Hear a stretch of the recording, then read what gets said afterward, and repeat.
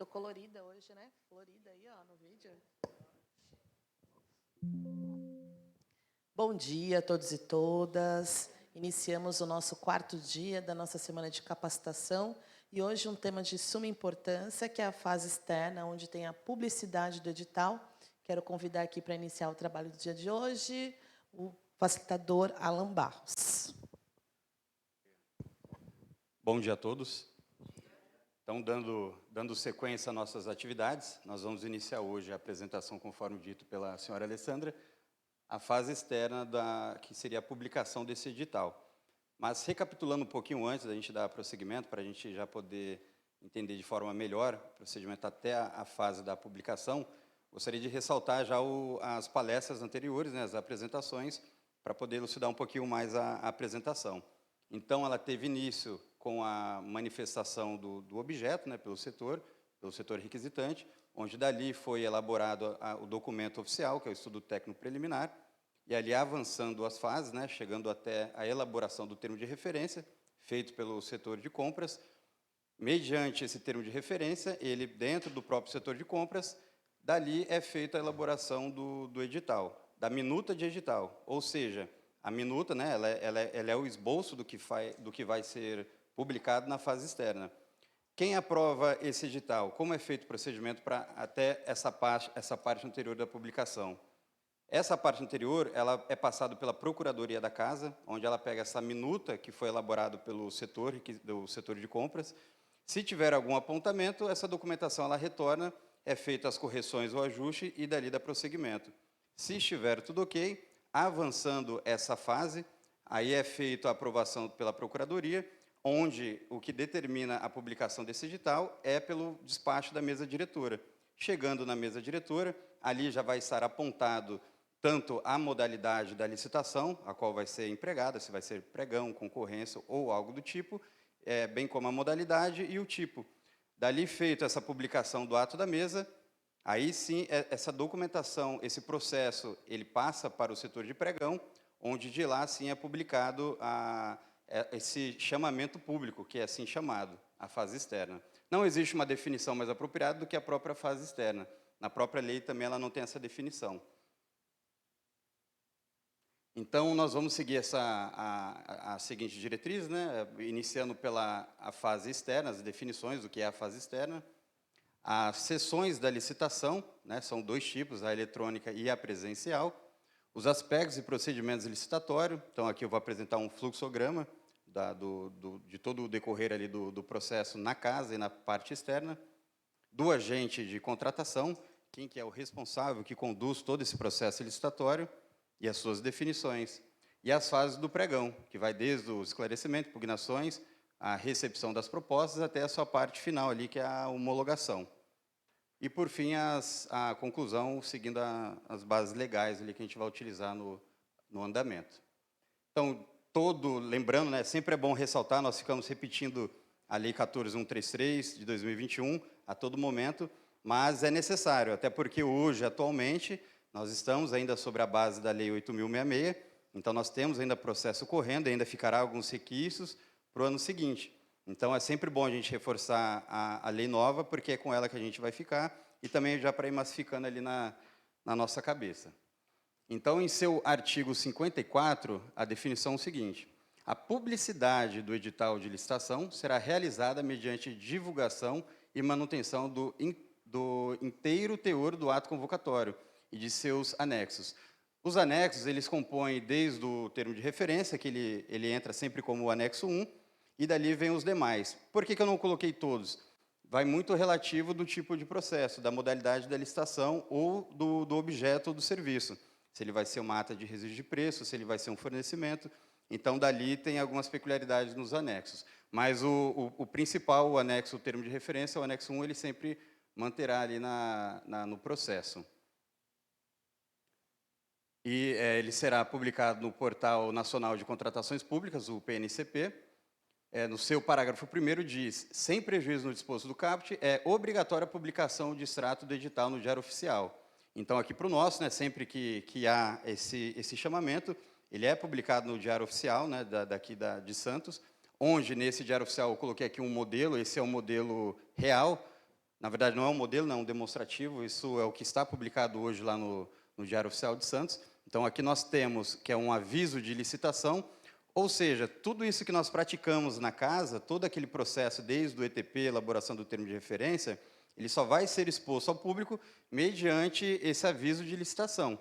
Aqui, nessa fase, ela não compõe os anexos, somente a publicação, que há esse chamamento público. Aí, para os interessados, no caso dos licitantes, as empresas, eles vão acessar o site ali do órgão que vai estar praticando, e lá eles vão ter acesso aos anexos, a todos os anexos do processo. Então, nós temos aqui o número do pregão eletrônico, no caso, este é o 44, o número do processo, este processo é o da fase interna, é o que corre aqui na casa, e também bem como o ano. Câmara Municipal de Santos torna público que está aberto o pregão eletrônico, número 44, processo 1070/2023, tipo menor preço, ou seja, já está especificado qual a forma que será praticado na fase de lances, qual vai ser a forma ali da conduta do pregoeiro, que ele vai avaliar ali nessa fase de disputa. Aquisição de frigobares, então aqui é um serviço, uma aquisição, né, de produto, é um frigobar, conforme as especificações e quantidades nas demandas constantes no termo de referência. Aqui, obrigatoriamente, tem que estar definido o prazo de início. Qual que é o prazo de início desse processo licitatório? É desde a sua publicação. Ou seja, publicou no Diário Oficial, dali já passa a ter a contagem para recepção de propostas ou algo do tipo. Então, o prazo legal de início é sempre a data da publicação. Então, nós temos ali na parte de baixo o recebimento das propostas, encerrar-se-á no dia 15/12, no caso deste mês, às 9 horas. Geralmente, já é o comum, quando tem a data de encerramento do envio das propostas, dali já se inicia a fase de disputa. Então, isso já é rotineiro. Então, no caso, a fase de disputa de lances ocorrerá no mesmo dia 15/12, às 10h30 da manhã. O horário, senhores, ele é flexível. Flexível que eu digo no sentido de respeitar a sua publicação. Mas o pregoeiro, ele tem autonomia para poder, que é o nosso agente de contratação, para poder flexibilizar esse horário, alternar ele, porém, isso mediante publicação. E se for durante já o processo licitatório já em andamento, aí, no caso, ele tem que ter aquele aviso prévio legal dentro da margem de tempo, ele notifica os licitantes e, por ali, ele faz esse meio de conversação. Então, ele deixa exposto onde vai ter acesso a toda a mídia do processo, para a conferência dos fornecedores. É aqui que eles vão, porque nesse período do envio da proposta, aqui é onde os licitantes vão acessar o site, que seja o nosso aqui, é da Câmara Municipal, onde vão ter acesso aos anexos para poder elaborar sua proposta, para verificar se é vantajoso para a empresa também, aquele tipo de licitação. Porque, por muitas das vezes, o licitante, obviamente, ele sempre quer ganhar, ele sempre quer participar, porém, quando ele entra no edital, ele vai vendo as especificações, as peculiaridades da casa, muitas das vezes passa a não ser vantajoso. Nesse caso aqui, como é uma aquisição, é algo mais simples, é objeto, não envolve cálculo. Agora, quando é serviço, aí, obviamente, é feita uma apuração bem mais detalhada.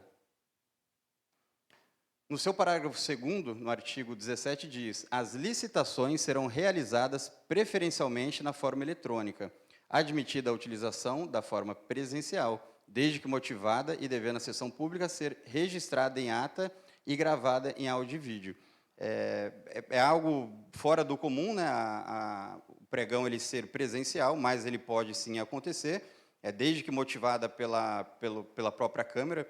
Então, ela vai sim solicitar o pregão presencial se ela vê que a casa pode decorrer ali de algo que o prejudique, né, nesse processo licitatório. Feito toda essa apuração, a publicação ela tem que ser mais detalhada, com essa especificação de ser presencial, não pode ser uma informação vaga. Então, aqui não é comum, pode ser que em outras casas aconteça, mas a nossa aqui, nós seguimos a preferência do pregão eletrônico.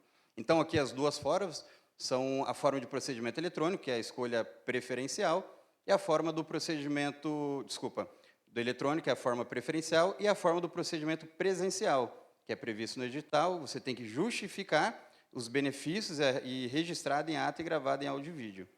Aí eu coloquei ali uma observação, que o pregão eletrônico ele é um processo licitatório que permite a melhor gestão dos recursos públicos, através da transparência e agilidade.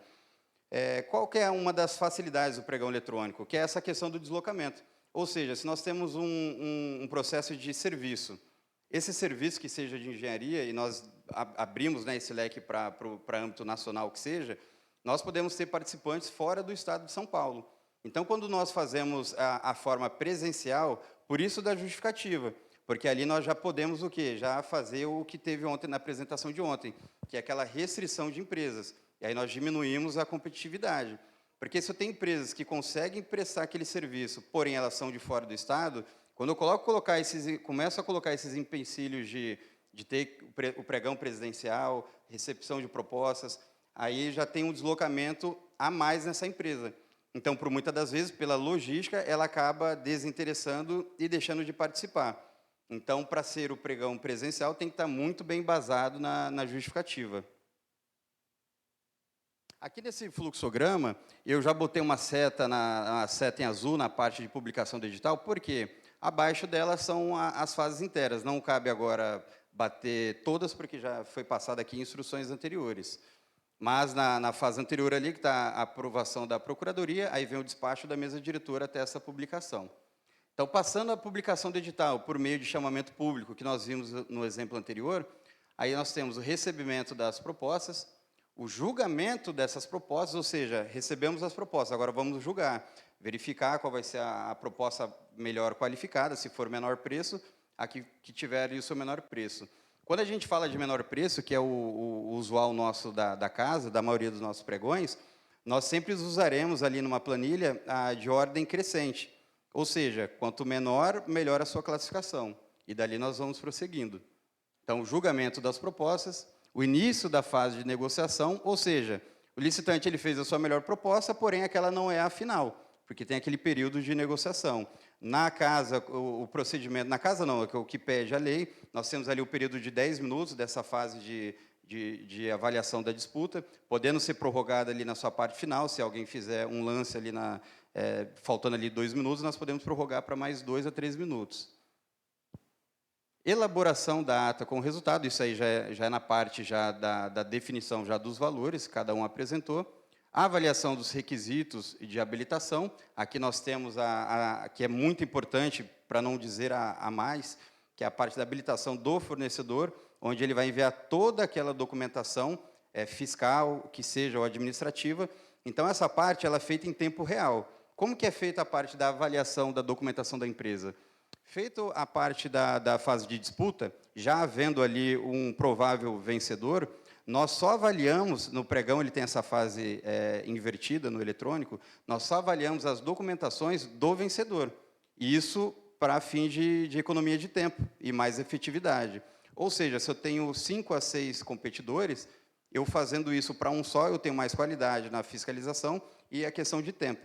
Então, nessa parte do vencedor é onde nós pegamos toda a documentação e é onde é feita a avaliação das certidões, das conferências.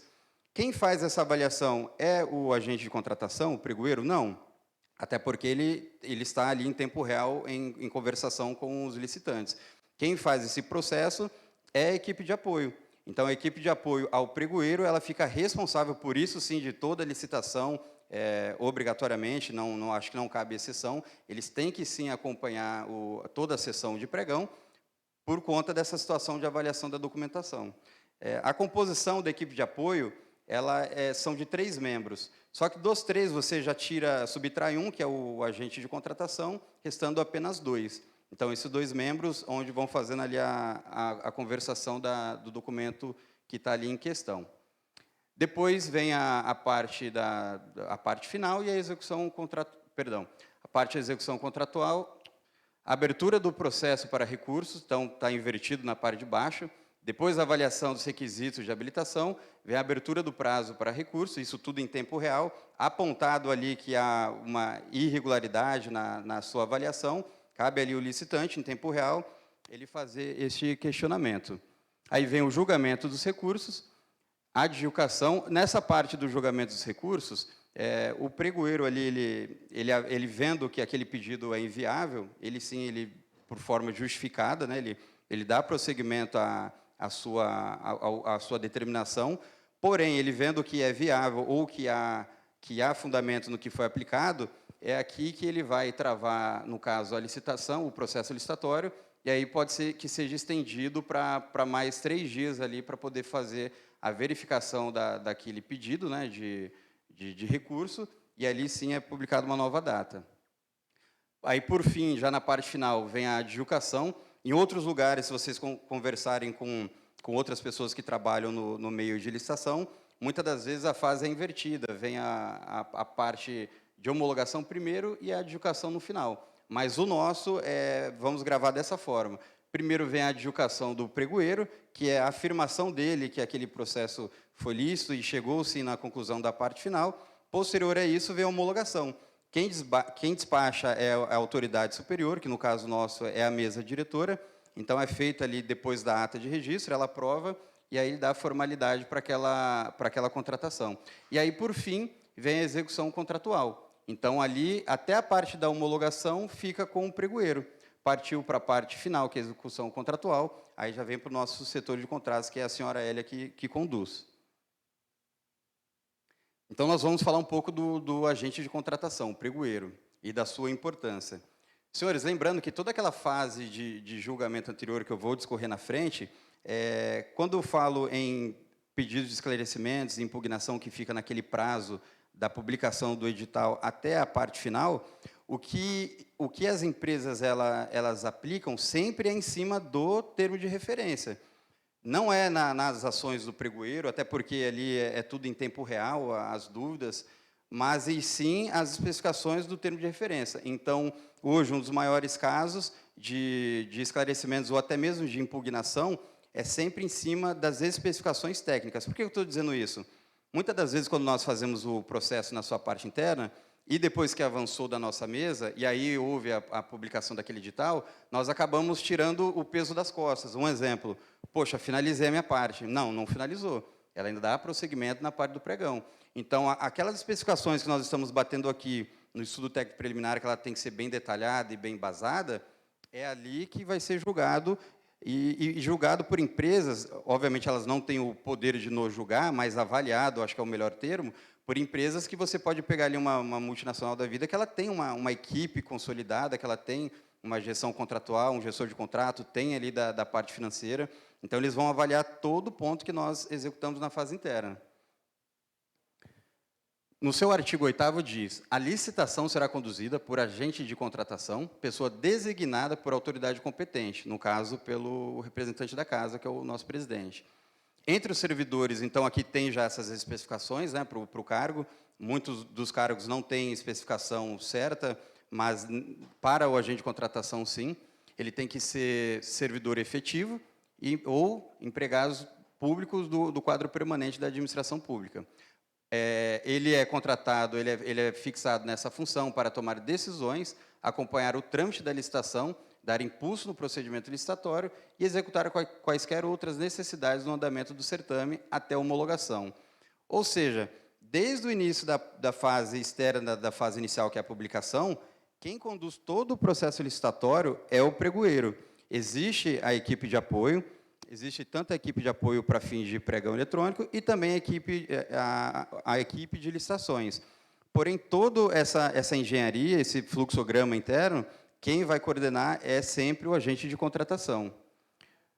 Parágrafo 1º. O agente de contratação será auxiliado por equipe de apoio e responderá individualmente pelos atos que praticar, salvo quando induzido a erro pela atuação da equipe.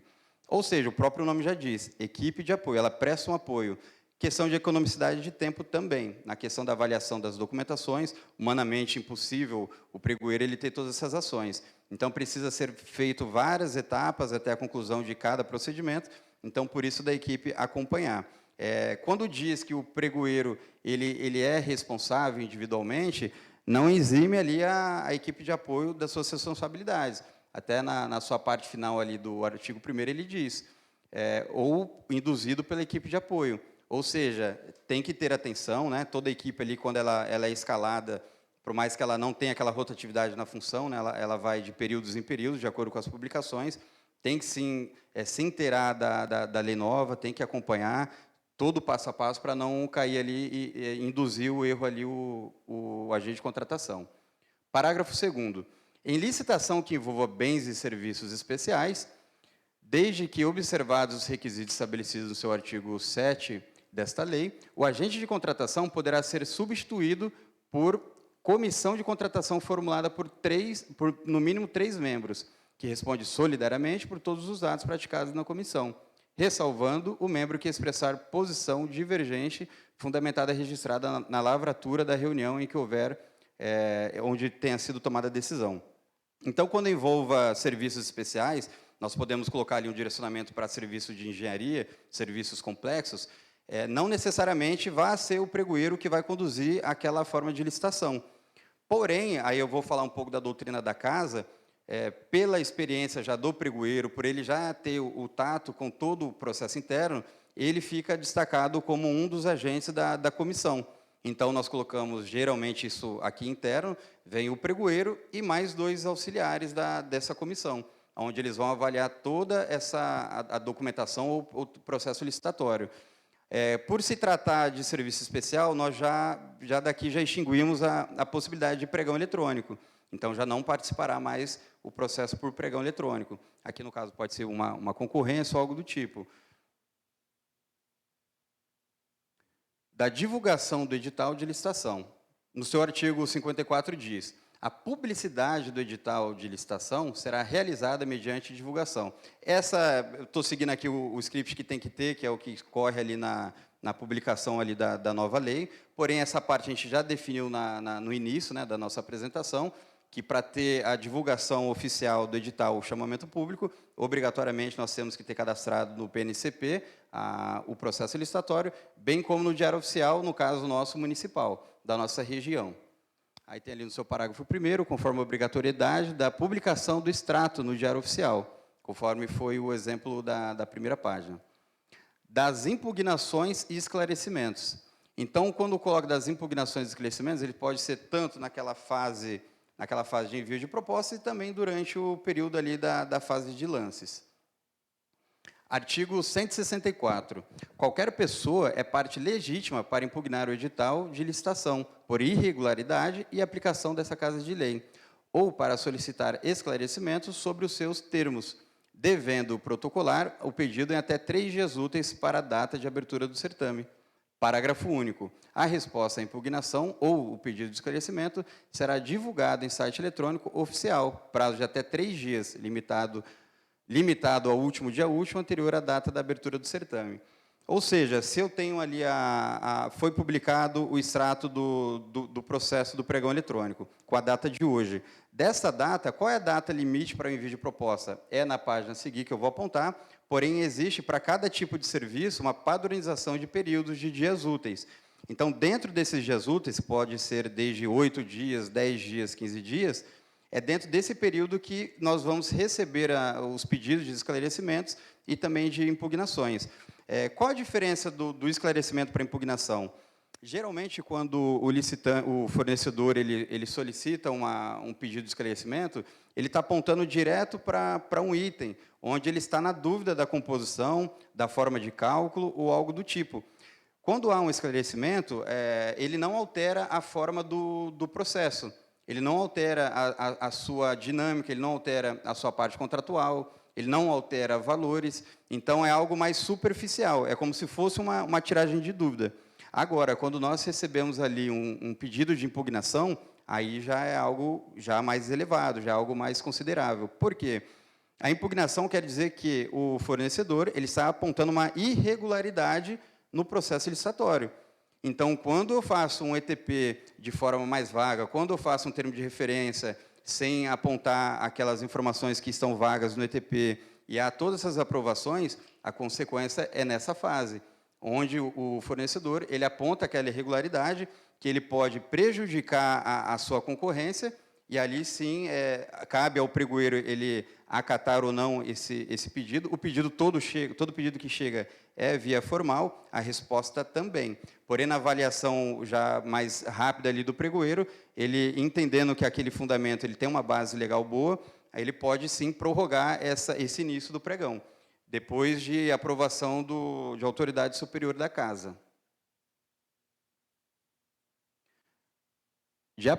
De apresentação das propostas e lances. Artigo 55. Os prazos mínimos para apresentação de propostas e lances são contados a partir da data da divulgação do edital da licitação. Então, conforme eu disse, publicou o edital, dali já começa a contar o período para a recepção de propostas. Então, são 8 dias úteis quando for dotados os critérios de julgamento de menor preço ou maior desconto. 15 dias úteis, então são todos, quando nós falamos dias, sempre são contados como úteis. 15 dias úteis na hipótese que abrangidas pela linha A deste inciso, ali no seu inciso 2º, no caso de serviço e obras. 10 dias úteis quando adotados os critérios de julgamento de menor preço ou maior desconto, no caso de serviços comuns e obras de serviço de engenharia. Então, o comum é aquele que não é especial, que é o rotineiro nosso da casa, que é o comum, aquela definição que o diretor Bruno ele aplicou. São aqueles itens ou serviços que são fáceis de ser identificados, que não precisa de uma perícia maior. Conforme o grau de complexidade, observa que o número de dias ele também vai se elevando. Então, 25 dias úteis quando adotados os critérios de julgamento, menor preço ou maior desconto, ou caso de serviços especiais de obras e serviços especiais de engenharia. 60 dias úteis quando o regime de execução for de contratação integrada. 35 dias úteis quando o regime de execução for de contratação semi-integrada. Essa questão de integrada, semi-integrada, vai da complexidade do processo, onde você, na parte integrada, para dar prosseguimento a esse processo, você vai fazer a juntada de toda a documentação inicial, que é tanto do termo de referência, a elaboração por engenheiro da proposta, e por mais algumas fases. Então, depois de juntada toda essa avaliação, todo esse confrontamento de documentação, onde é passado para a próxima fase. Então, esse tempo maior é justamente por conta de todas as etapas, elas têm que ser concluídas para o avançamento do processo. Já na semi-integral, algumas das partes elas já são exclusas da especificação.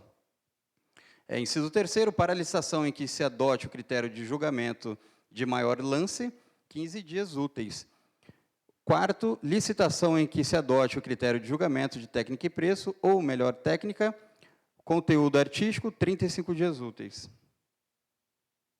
Modo de disputa, artigo 56. O modo de disputa poderá ser isolada ou conjuntamente. Então, nós temos 2 formas de modo de disputa.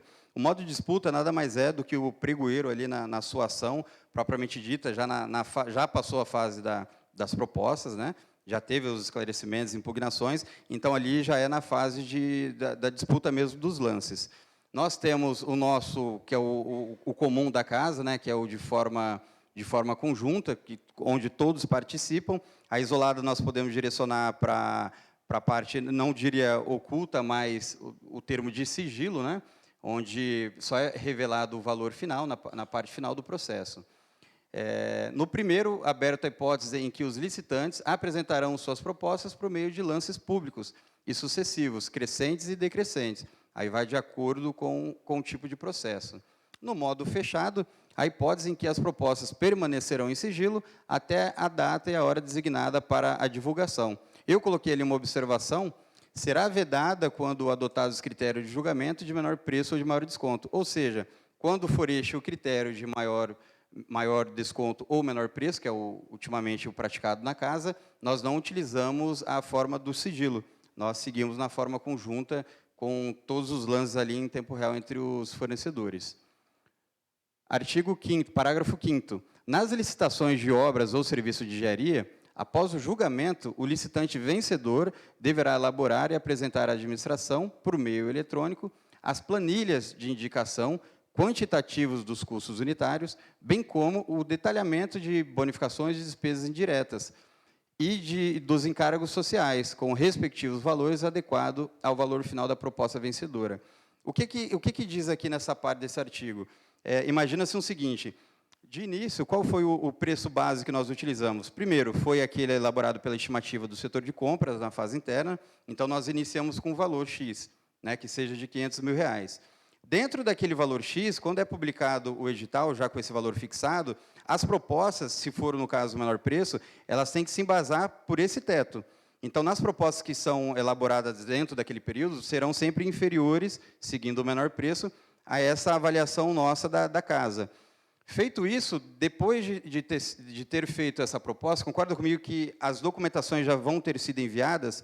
Então, ou seja, aqueles encargos sociais, todo aquele cálculo que foi feito pelo licitante, foi feito em cima da sua primeira proposta. Então, aquela primeira proposta, ela foi feito todo aquele encargo inicial. Posterior a isso, na fase de lance, havendo um vencedor, esse vencedor, muito provável, o preço dele se alterou. Então, aqueles encargos sociais, trabalhistas e quantitativos, ele também vai sofrer alteração.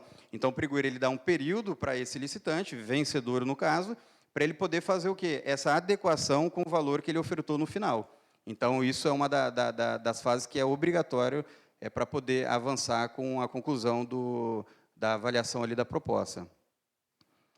Artigo 45. Para efeito do disposto no artigo 44 dessa lei complementar, no caso aqui é da 123, ocorrendo o empate, então aqui vai citar a parte também de microempresas, empresas de pequeno porte. Ocorrendo o empate, proceder-se-á da seguinte forma. A microempresa, então vou reforçar aqui, ficou de forma vaga, o artigo 44 da lei complementar que cita é a lei 123 de 2006, que ela abrange as microempresas, empresas de pequeno porte. Ali ela dá todas as diretrizes das suas prioridades, dos seus benefícios e também de suas obrigações. Inciso 1º.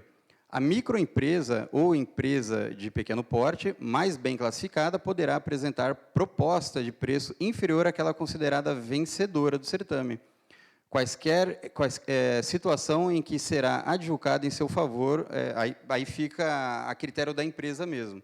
Então, a microempresa, se ela tiver proposta igual ao licitante que não seja microempresa, ela tem a opção, designada ali pelo pregoeiro e pela lei, de poder fazer uma contraproposta menor.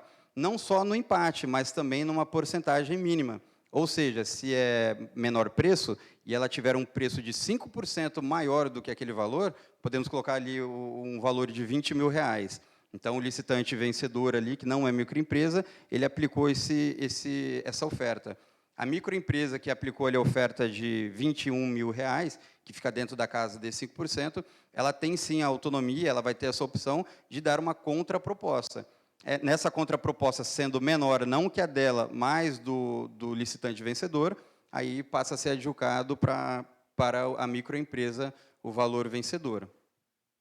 No seu artigo 57, o edital de licitação poderá estabelecer intervalo mínimo de diferença de valores entre os lances, que incidirá tanto na relação aos lances intermediários, quanto em relação às propostas que cobrir a melhor oferta.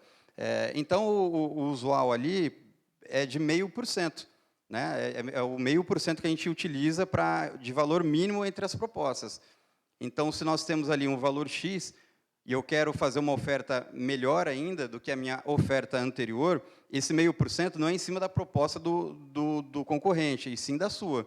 Então, se eu fiz uma proposta ali de R$20.000, e eu quero fazer uma contraproposta, né, dentro ainda do prazo, eu tenho que usar o valor de intervalo mínimo dessa proposta, usando a base de 0,5%.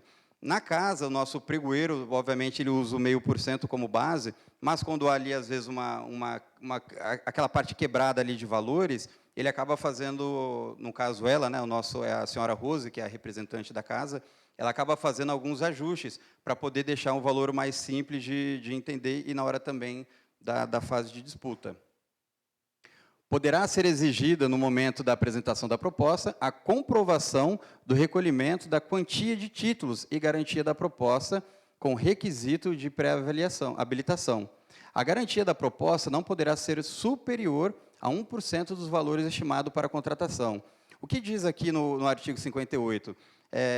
Esse não é obrigatório, isso aqui vai ter que ser definido no edital. Então, muito provável, ali no edital, conversando junto com a parte de contratos da casa, a gente vai definir se haverá ou não essa determinação de comprovação financeira. O que seria essa comprovação, essa exigência?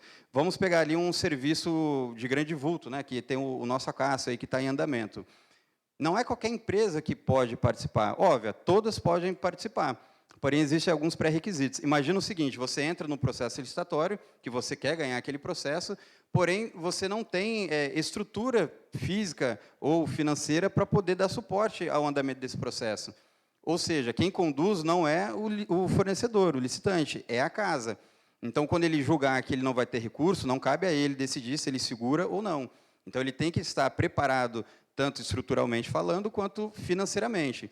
Então, quando a casa julgar que aquele processo licitatório cabe, sim, esse requisito, ele pode solicitar. Então, tem ali a definição de 1%, né, do valor total ali do processo, para ser usado como base. Então, avançando um pouco mais, agora falando do julgamento. Serão desclassificadas as propostas que, no seu artigo 59, contiverem vícios insanáveis, não obedecerem às especificações técnicas predominantemente no edital, apresentarem preços inexequíveis, permanecerem acima do orçamento estimado para a contratação. Aqui o preço inexequível, dependendo do serviço, os elevados, o próprio nome já fala, preços acima do que prevê ali no edital. Ou seja, que seja 1 centavo acima, esse preço já é desclassificado, essa empresa ela já nem entra no critério de julgamento, ela já nem entra nessa fase de disputa. O preço inexequíveis é aquele que ele foge da margem mínima. Ou seja, eu tenho ali um serviço de engenharia, um serviço comum de engenharia, e desse valor a empresa ela aplica um percentual de 75% menor do que o valor base. Ou seja, a própria agente de contratação ela já vai identificar que aquele valor ele não é cabível. Se aquela empresa se formalizar vencedora, muito provável lá na frente haverá sanções administrativas, no caso contratual, porque ela não vai conseguir, junto com os seus gastos do recurso, com a sua equipe, ela não vai conseguir atingir o final, que é a conclusão do serviço. Apresentarem desconformidade com quaisquer outras exigências do edital, desde que insanável. Por que coloca sempre o termo insanável? Porque a equipe de apoio, na hora de fazer a fiscalização das documentações, nessa fase de proposta, ela tem autonomia, isso previsto em lei, para poder fazer algumas atualizações em certidões, desde que seja algo que aquele período de certidão que foi apresentado já estava próximo do fim, acabou vencendo, e nós temos autonomia, no caso, quando eu digo nós, a equipe de apoio, de fazer essa consulta, lembrando, toda a documentação que chega, ela não é dada, perdão, ela não é dada aquilo como verídica, como oficial e real. É sempre feita uma contra-avaliação. Então, nós entramos com os dados das empresas, entramos com dados dos representantes das empresas para fazer uma nova pesquisa e confrontar com a original. Se for uma atualização simples e que somente ficou desatualizada ali no envio das propostas, então é feito pela equipe de apoio essa atualização e depois justificado em documento. Se for algo insanável, que aí já envolva prazos que seja, vamos usar ali um exemplo mais drástico, do engenheiro ali, que ele tem que ter aquela autorização dele, e ela não está ali habilitada, aí já não cabe à equipe de apoio fazer esse tipo de autorização, de atualização. A verificação da conformidade das propostas poderá ser feita exclusivamente em relação à proposta mais bem classificada. Então, é o que eu disse, essa avaliação ela só é feita para a proposta vencedora. Feito isso, na conferência das propostas, viu que há alguma irregularidade insanável, aquela empresa ela será desclassificada, e aí é chamada a seguinte melhor qualificada, classificada. Então, é feito a fiscalização da documentação dessa próxima empresa. Artigo 60. Em caso de empate entre duas ou mais propostas, serão utilizados os seguintes critérios de desempate, nesta ordem. Disputa final, hipótese em que os licitantes empatados poderão apresentar nova proposta em ato contínuo ao classificado. Então, aqui nós não estamos julgando a microempresa. Nós já colocamos anteriormente, então aqui se encaixa, obviamente, se entre o empate e a microempresa, ela tem aquela vantagem da contraproposta. Mas entre empresas que não se classificam como ME ou EPP, aí segue esse critério de desempate com uma proposta final. A avaliação do desempenho contratual prévio dos licitantes, para a qual deverão preferencialmente ser utilizados registros cadastrais para feito de atesto de cumprimento de obrigações previstas nessa lei. Desenvolvimento pelo licitante de ações de equidade entre os homens e as mulheres, entre o ambiente de trabalho, conforme o regulamento.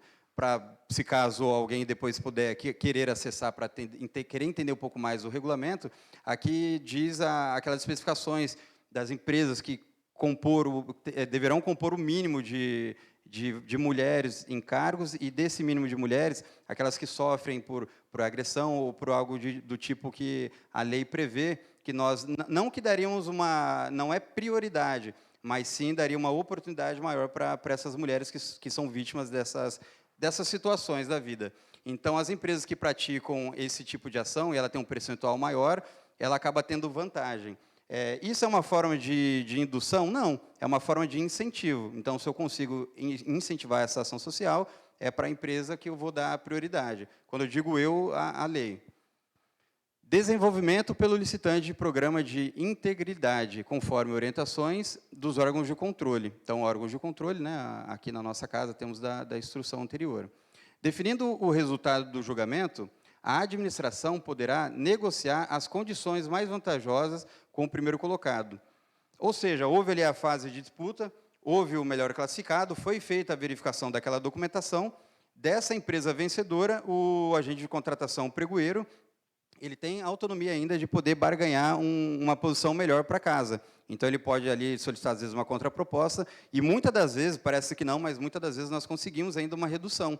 Então, é sempre publicado. Hoje, nós temos o nosso boletim da casa, né, que ele corre ali mensalmente ali as informações para depois ser montado e elaborado e publicado. No nosso boletim, eu vi que ali já aponta a própria pregoeira, ela coloca lá o valor inicial e o valor final, que é o que a gente consegue tanto na fase de disputa e também dessa negociação desconto. Isso impacta com o resto a pagar, que a gente consegue aplicar de outra forma esse capital.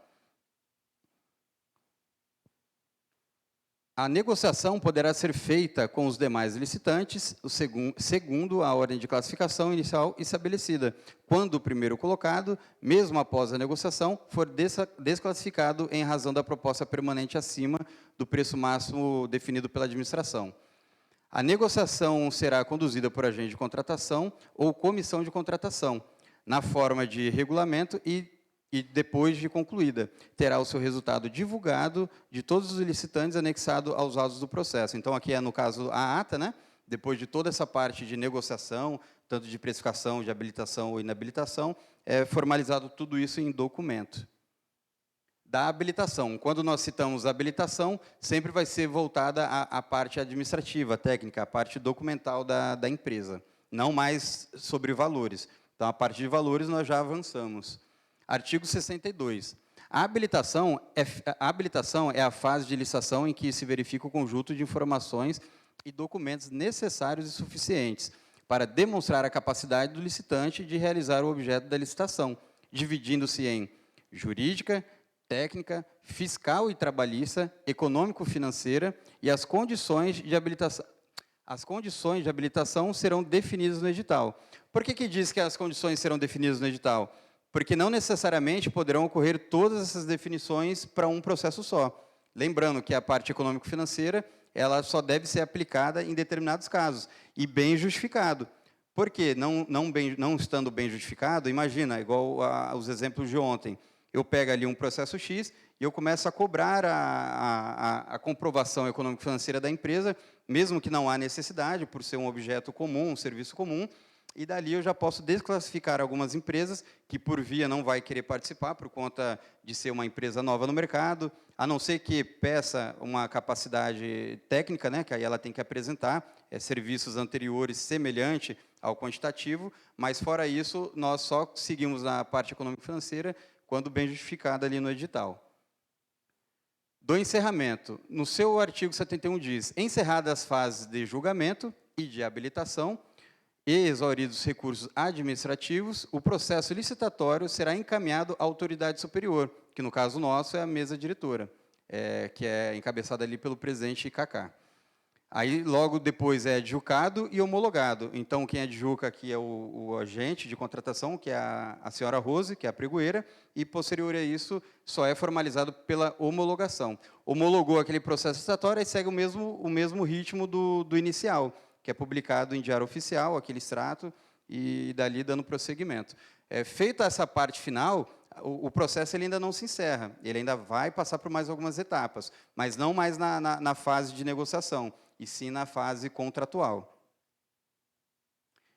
Aqui são as fundamentações que foram utilizadas na apresentação, que a base sempre vai ser a Lei 14.133, de 1º de abril de 2021. Foi até uma das perguntas que eu recebi hoje pela manhã, dessa nova lei, né, do início dela. Então, ela é um início, conforme já dito anterior, um início para casa, né? Muitos órgãos, principalmente federativos, já conduzem a nova lei. Então, não é uma peculiaridade para quem pense que a Câmara ela retardou esse início por conta de algum descontrole ou algo do tipo, não. É que, geralmente, os entes municipais, eles acabam, como vai sofrendo várias variações da lei, ali, alguns acréscimos, a gente sempre vai seguindo por último para poder fazer as adequações. Entendendo que um órgão federativo ele já tem uma estrutura melhor, maior, então eles já conseguem atender essas mudanças de imediato. A Lei Complementar 123, de 14 de dezembro de 2006, que trata do Estatuto das Microempresas e Empresas de Pequeno Porte, e o nosso ato da mesa 17, de 2023. Novamente, eu vou tocar no ato da mesa. É muito importante todos terem ciência, não só o chefe de setores, mas sim também os próprios relacionados do setor, porque lá está definindo não só a lei em si, o que ela define, mas o que ela define para o seu setor, das suas competências e atribuições. Então, é muito importante nós sabermos da nossa competência e o que cabe nós fazermos. Eu tenho capacidade para fazer mais, mas não está dentro do meu setor, aí, via de regra, não fazemos. Deixamos correr para o procedimento dentro da casa, porque se há um ato que estabelece, quer dizer que esse ato ele vai ser usado como amparo futuro. Se caso tiver alguma irregularidade, é ali que nós também vamos nos amparar junto com a lei. Então, aqui na fase final da conclusão, deixar aqui uma frase. Comece onde você está, use o que você tem, faça o que você pode. Então, finalizo aqui a minha apresentação, pergunto a vocês se tem alguma pergunta, se tem algo a pontuar, ou alguma pergunta ou um questionamento.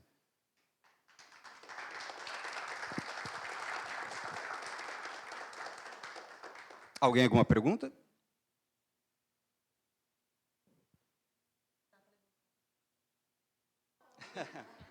Pode ficar à vontade.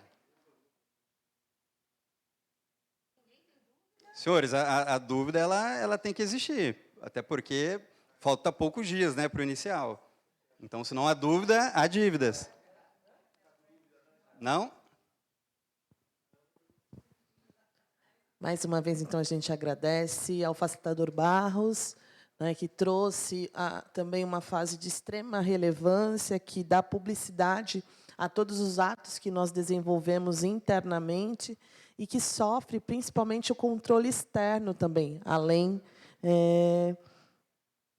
os órgãos externos, né, bem como os próprios licitantes nesse processo. Então, a gente vai fazer, já que não tem perguntas no dia de hoje... Não tem pergunta, Henrique? Então, Barros demonstra que explanou muito bem, sanou todas as dúvidas, né, que ninguém teve algo para poder esclarecer. Então, vamos fazer um intervalinho de 10 minutos e a gente volta no segundo momento com a Hélia para falar de gestão de contratos, fiscalização, tão importante que a gente precisa fazer alinhamentos nesse caso. Nós voltamos 10h15, tá bom?